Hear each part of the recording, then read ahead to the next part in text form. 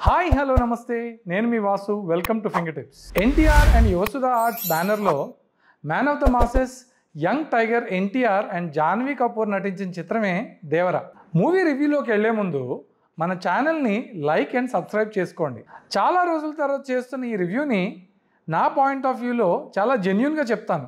దేవర story విషయానికి వస్తే, స్వాతంత్రానికి ముందు దేశానికి కాపలా కాసిన ఒక సైన్యం కాలక్రమేణా బ్రతుకు తెరువు కోసం సముద్రపు దొంగలుగా మారి వాళ్ళ జాతిని ఉనికిని కాపాడుకుంటూ ఉంటారు. వీళ్ళలో ముఖ్యంగా 4 తెగలు ఉంటాయి: దేవర, Baira, Rayappa and Kunja.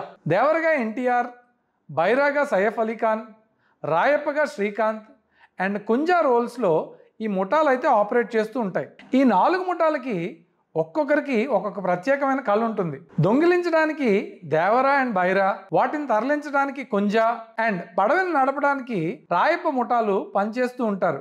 Movie start అయ్యే టైంకి ఒక ఇంపార్టెంట్ మిషన్లో దేశానికి టెర్రరిస్ట్ అటాక్ ఉందని పోలీస్ ఆఫీసర్స్గా అజయ్ అండ్ టీం బైరాని వెతుక్కుంటూ ఎర్ర సముద్రం అనే ప్రాంతానికి వెళ్తారు. అక్కడ జరిగిన కొన్ని సన్నివేశాల తర్వాత అసలు ఆ ప్రాంతానికి ఎర్ర సముద్రం అని ఎలా పేరు వచ్చింది, దాని హిస్టరీని సింగపూర్లో ప్రకాష్ రాజ్ ఎక్స్ప్లెయిన్ చేయడంతో దేవరగా ఎన్టీఆర్ని రివీల్ చేయడం జరుగుతుంది. దేవర ఈ 4 ముఠాలకి నాయకుడిగా ఆ ఊరి వాళ్ళ కష్టాలని తీరుస్తూ ఉంటాడు. దేవర కుటుంబంలో తన కొడుకు వర తన తాతల నాటి కథలన్నీ వింటూ పెరుగుతూ ఉంటాడు.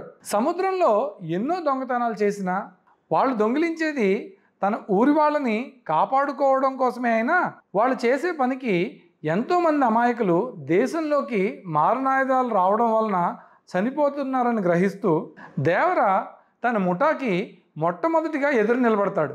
చేసే పనికి అలవాటు పడ్డ ఊరి వాళ్ళు దేవర్ని ఎదిరించలేక ఒక మంచి సమయం గురించి బైరా అండ్ టీం ఎదురు చూస్తూ ఉంటారు. దేవర మంచిని ఊరు వాళ్ళని కాపాడుతూ తన వాళ్ళు తప్పు చేయకుండా ఎలా ఆపుతాడు అన్నదే ఈ స్టోరీ యొక్క సారాంశం. ఇంకా మూవీ హైలైట్స్ విషయానికి వస్తే, ఎన్టీఆర్ యాక్టింగ్కి హ్యాట్స్ ఆఫ్ చెప్పాలి. Screen presence, looks, action sequences, dance, ఇలా చెప్పుకుంటూ పోతే ఎన్నో ఉన్నాయి. ఇది కంప్లీట్ వన్ మ్యాన్ షో అని చెప్పొచ్చు.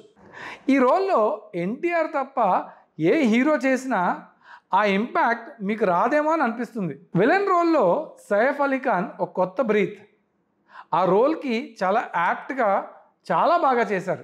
తెలుగు ఆడియన్స్కి కొత్తగా పరిచయం అయిన శ్రీదేవి కూతురు Janhvi Kapoor on screen presence అయితే చాలా బాగుంది.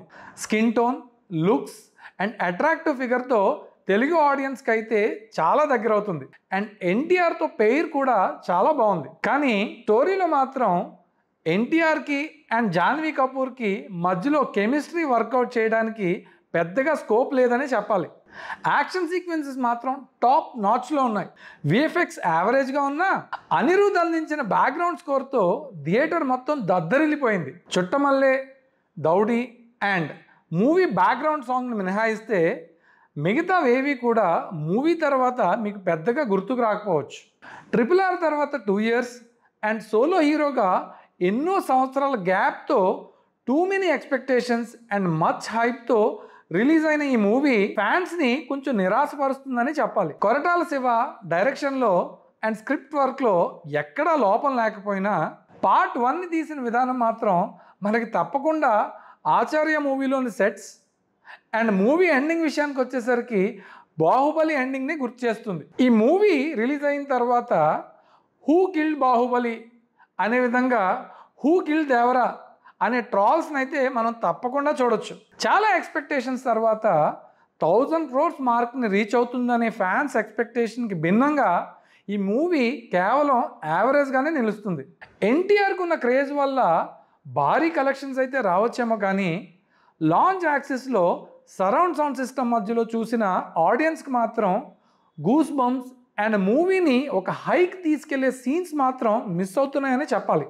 ఫ్యామిలీ ఆడియన్స్కి మాత్రం ఈ మూవీని వన్ టైం వాచ్గా కన్సిడర్ చేయొచ్చు. టోటల్గా ఈ మూవీకి ఫింగర్ టిప్స్ నుంచి మనం ఇస్తున్న రేటింగ్ 2.5 out of 5 stars. ఇంతటితో ఈ మూవీ రివ్యూని నేను కంప్లీట్ చేస్తాను. వచ్చే వారం కొత్త టాపిక్తో మళ్ళీ కలుస్తాను. అంతవరకు సెలవు. Signing off for today. Cameraman వెంకట్తో మీ వాసు.